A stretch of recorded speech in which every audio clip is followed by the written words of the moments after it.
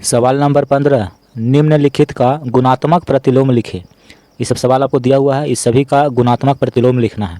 ठीक है, देखिए गुणात्मक प्रतिलोम क्या होता है इसके बारे में हम पहले ही आपको थ्योरी में पढ़ा चुके हैं। ठीक है, इसी चैप्टर का पार्ट 4 वीडियो को जाकर के देखिए, उसमें आपको पता चल जाएगा कि गुणात्मक प्रतिलोम क्या होता है। ठीक है, और इसके बारे में बहुत डिटेल से उस वीडियो में बताया गया है, उस वीडियो को पहले देखिए, उसके बाद इस सवाल को सॉल्व करिए। यहाँ देखिए सवाल को हम यहाँ पे लिख लिए हैं। पहला सवाल है 17 और इसका गुणात्मक प्रतिलोम लिखना है। ठीक है, तो यहाँ बताते हैं आपको कि गुणात्मक प्रतिलोम क्या होता है। देखिए जैसे 2/3 है, एक परमेय संख्या है और इसका गुणात्मक प्रतिलोम लिखना है। तो देखिए 3 हर है तो इसको ऊपर लिखिए, अंश में लिख दीजिए, और जो अंश में है उसको हर में लिख दीजिए। तो इसका गुणात्मक प्रतिलोम होगा 3/2। ठीक है, यानी कि इसका उल्टा लिखना है, ऊपर नीचे है तो उसको ऊपर कर दीजिए, ऊपर है तो नीचे कर दीजिए, यही होता है गुणात्मक प्रतिलोम। गुणात्मक प्रतिलोम दी गई संख्या के साथ गुना करने पर इसका गुणनफल 1 के बराबर हो जाता है, याद रखिएगा। ठीक है, देखिए 2 से 2 कट जाएगा, 3 से 3 कट जाएगा, तो इसका वैल्यू कितना हुआ, 1 हुआ। यानी गुणात्मक प्रतिलोम वैसी संख्या होती है जिसको दी गई संख्या के साथ गुना करने पर गुणनफल 1 के बराबर हो जाता है। ठीक है, तो आइए सवाल को सॉल्व करते हैं। यहाँ देखिए 17 है और इसका गुणात्मक प्रतिलोम लिखना है, तो इसके नीचे में क्या छिपा हुआ है, 1 छिपा हुआ है, तो 1 को ऊपर लिखेंगे, 17 को नीचे लिखेंगे। तो 17 का गुणात्मक प्रतिलोम 1/17 होगा, ये आंसर हो गया। देखिए -9 है, इसका गुणात्मक प्रतिलोम लिखना है, तो इसके नीचे 1 छिपा हुआ रहता है, तो 1 को ऊपर लिखेंगे और ये -9 को नीचे लिखेंगे, यानी कि -9 का गुणात्मक प्रतिलोम होगा 1/-9। ठीक है, ये आंसर हुआ। तीसरा -6/19, इसका गुणात्मक प्रतिलोम लिखना है। तो देखिए नीचे 19 है तो इसको ऊपर लिख देंगे और अंश में -6 है तो इसको हर में लिख देंगे, यानी कि इसका गुणात्मक प्रतिलोम होगा 19/-6, यह आंसर होगा। चौथा सवाल, इसमें देखिए 8/13 एक परमेय संख्या है और इसका गुणात्मक प्रतिलोम लिखना कितना होगा इसका। तो देखिए हर में 13 है तो हर को अंश बना देंगे और अंश को हर बना देंगे। ठीक है, यानी कि 8/13 का गुणात्मक प्रतिलोम 13/8 होगा। यानी कि गुणात्मक प्रतिलोम में क्या होता है, नीचे को ऊपर, ऊपर को नीचे लिख दिया जाता है। ठीक है, अब यहाँ पे देखिए -7/16 है, गुणात्मक प्रतिलोम इसका लिखना है, तो नीचे है इसको ऊपर लिख दीजिए और जो ऊपर है उसको नीचे में लिख दीजिए, ये हो जाएगा गुणात्मक प्रतिलोम इसका। इसमें देखिए -15/7 है और इसका गुणात्मक प्रतिलोम लिखना है, तो 7 नीचे है, 7 ऊपर लिख देंगे, -15 ऊपर में है तो इसको नीचे लिख देंगे, यानी कि इसका गुणात्मक प्रतिलोम 7/-15 होगा, ये आंसर है। यहाँ देखिए इसका गुणात्मक प्रतिलोम लिखना है, तो 2/5 है, तो इसका गुणात्मक प्रतिलोम होगा कितना, 5/2। 5 नीचे था ऊपर कर दिए, ऊपर था इसको नीचे कर दिए, गुना है तो यहाँ लिखेंगे गुना। 4/9 इसका गुणात्मक प्रतिलोम, तो 9 नीचे है तो 9 ऊपर चल जाएगा और 4 ऊपर में तो नीचे चल जाएगा, यानी पूरे का गुणात्मक प्रतिलोम इतना होगा ये। अब यहाँ देखिए सवाल नंबर 8 कहता है कि इसका गुणात्मक प्रतिलोम बताइए कितना होगा, ये दोनों का। तो देखिए -3/8 है, इसका गुणात्मक प्रतिलोम कितना होगा, तो 8 नीचे है तो 8 को ऊपर लिखेंगे और -3 ऊपर में है तो इसको नीचे लिखेंगे, यानी कि -3/8 का गुणात्मक प्रतिलोम 8/-3 होगा। गुना है तो यहाँ लिखेंगे गुना। -7/11 है इसका गुणात्मक प्रतिलोम, तो 11 नीचे है तो 11 ऊपर लिखेंगे और ऊपर में -7 है तो माइनस को नीचे लिख देंगे, यानी कि इसका गुणात्मक प्रतिलोम इतना होगा, ये आंसर हो गया 8 नंबर सवाल का। सवाल नंबर 9, इसमें देखिए -13 है और इसका गुणात्मक प्रतिलोम लिखना है, तो इसके नीचे क्या छिपा हुआ रहता है, 1 रहता है। अगर कुछ नहीं दिया हुआ है, देखिए अगर कोई संख्या आपको दिया हुआ है, जैसे 2 दिया हुआ है, तो इसके नीचे अगर कुछ नहीं लिखा हुआ तो समझिए कि 1 लिखा हुआ रहता है, 1 छिपा हुआ रहता है। ठीक है, 1 हर है और अंश कितना है, 2 है। उसी तरह से यहाँ -13 था तो इसके नीचे कुछ नहीं है तो 1 हमेशा छिपा हुआ रहता है। अब इसका गुणात्मक प्रतिलोम लिखना है, 1 नीचे है इसको ऊपर लिखेंगे, -13 को यहाँ पे लिखेंगे, यानी कि -13 का गुणात्मक प्रतिलोम 1/-13 होगा, ये आंसर है।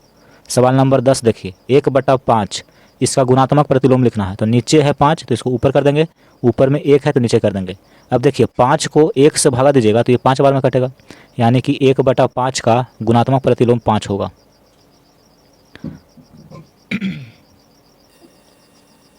सवाल नंबर 11 -1 गुना -2/5 इसका लिखना है गुणात्मक प्रतिलोम। तो देखिए पहले -1 का लिखेंगे, -1 का गुणात्मक प्रतिलोम कितना होता है, यहाँ देखिए -1 है, इसका गुणात्मक प्रतिलोम लिखना है, तो इसके नीचे 1 छिपा हुआ है, तो ये नीचे 1 है तो ऊपर में लिखा जाएगा, -1 ऊपर में तो नीचे लिखा जाएगा। देखिए 1 से 1 कटता है एक बार में, माइनस का साइन है तो माइनस पड़ेगा, यानी कि -1 का गुणात्मक प्रतिलोम -1 ही होता है, गुना -2/5 है, इसका गुणात्मक प्रतिलोम लिखना है। तो 5 नीचे है तो 5 चल जाएगा ऊपर और -2 ऊपर में था तो आ गया नीचे।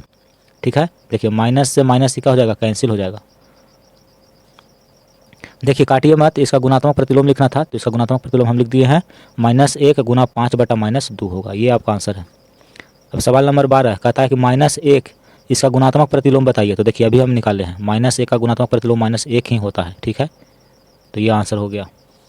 सवाल नंबर 16 6/13 को -7/16 के व्युत्क्रम से गुना करें। ठीक है, तो पहले सबसे पहले क्या करना होगा कि -7/16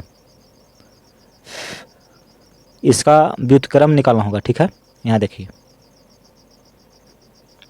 -7/16 का व्युत्क्रम यानी रेसिप्रोकल। रेसिप्रोकल करने का मतलब गुणात्मक प्रतिलोम कितना होगा।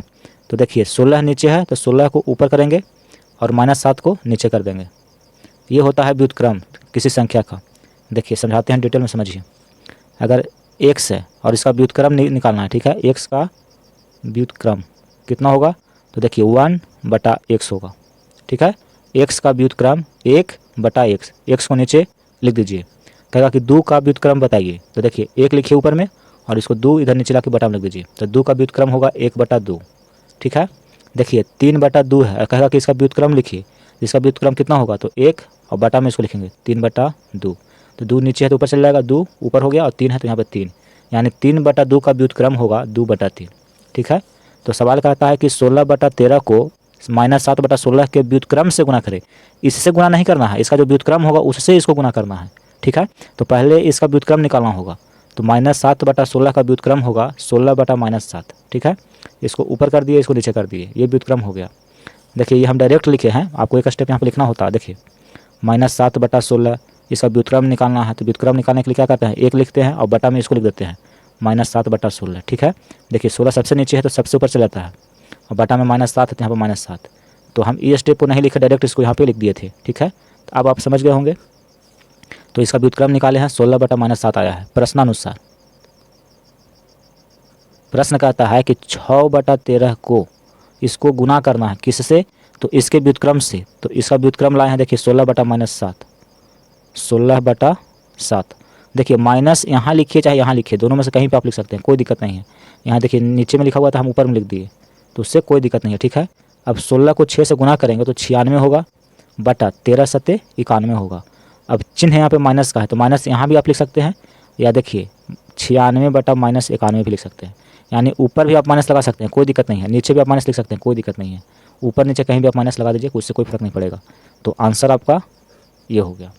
ठीक है, ये भी आंसर है, लेकिन किताब में आपको इस रूप में दिया हुआ था, इसी को लिखिए 96/-91 इसका आंसर होगा।